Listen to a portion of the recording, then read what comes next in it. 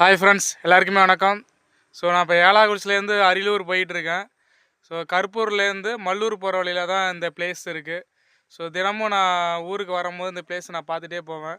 So அவ்வளோ அழகாக இருக்கும். ஸோ இன்றைக்கி வந்து உள்ள கிட்டத்தை போய் பார்க்கலான்னு தோணுச்சு. ஸோ இந்த பிளேஸ் நீங்கள் எப்படி இருக்குன்னு நீங்களே பாருங்கள்.